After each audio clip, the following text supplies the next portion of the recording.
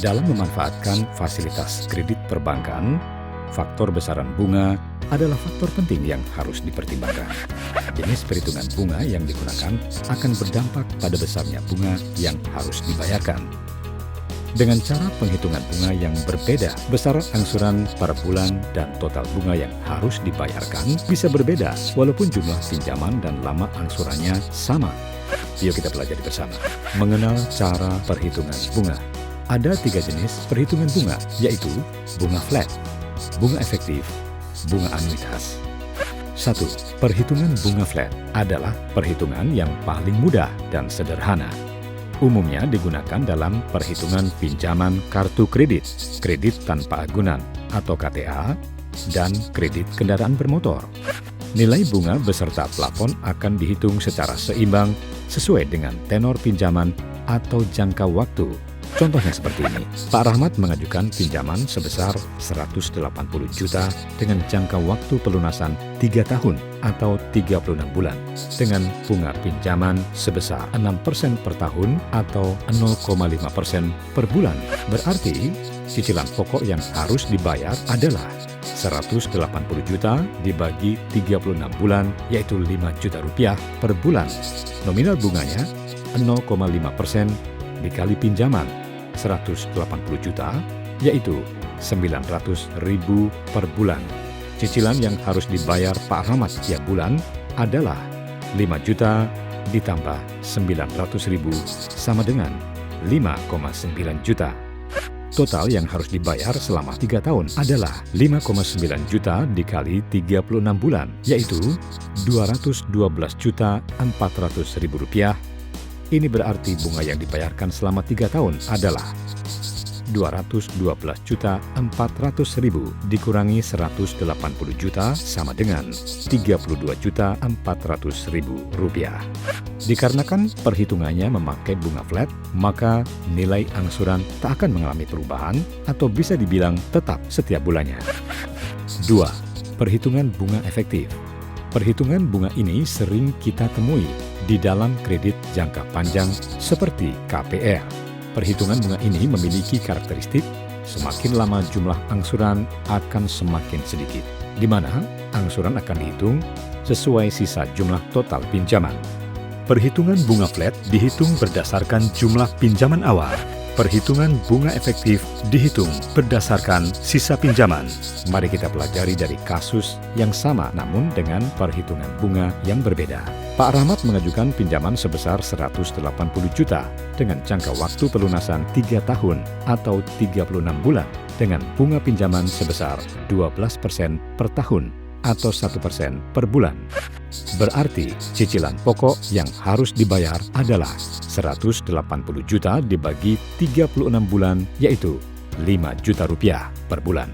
Di bulan pertama, bunga efektif 180 juta kali 1% sama dengan 1,8 juta. Cicilan 5 juta ditambah 1,8 juta sama dengan 6,8 juta.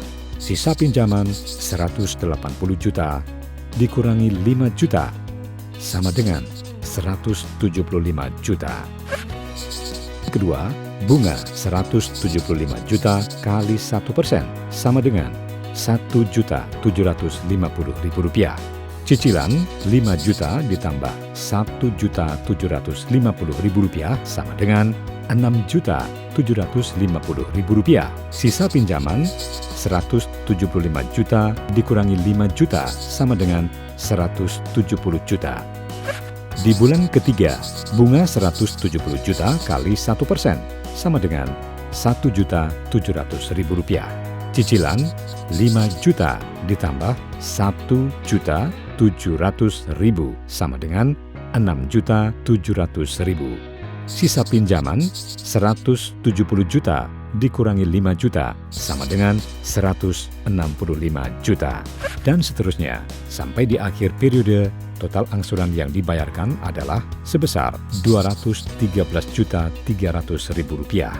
Ini berarti bunga yang dibayarkan selama 3 tahun adalah 213.300.000 dikurangi 180 juta sama dengan Rp33.300.000.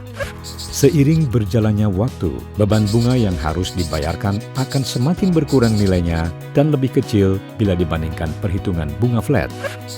3. Perhitungan bunga anuitas. Perhitungan bunga anuitas adalah penyederhanaan dari bunga efektif untuk kemudahan konsumen. Cicilan tiap bulan yang harus dibayar sama seperti perhitungan bunga flat tapi dengan bunga lebih kecil seperti perhitungan bunga efektif. Contohnya adalah sebagai berikut. Pak Rahmat mengajukan pinjaman sebesar 180 juta dengan jangka waktu pelunasan 3 tahun atau 36 bulan dengan bunga pinjaman sebesar 6% per tahun atau 0,5% per bulan. Maka jumlah angsuran yang harus dibayar dihitung dengan menggunakan rumus sebagai berikut. Cicilan sama dengan pinjaman dikali bunga dikali 1 plus bunga pangkat tenor dibagi 1 plus bunga pangkat tenor min 1. Perlu diingat, bunga flat tidak sama dengan bunga fix.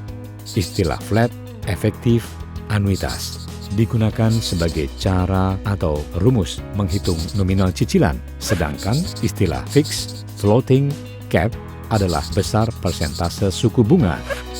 1. Bunga fix. Bunga fix berarti suku bunga tetap. Contoh, bunga 8,4% fix 3 tahun. Itu berarti selama 3 tahun bunganya tetap sebesar 8,4%. 2. Bunga floating. Bunga floating berarti suku bunga bisa berubah, naik atau turun, tergantung kondisi perekonomian.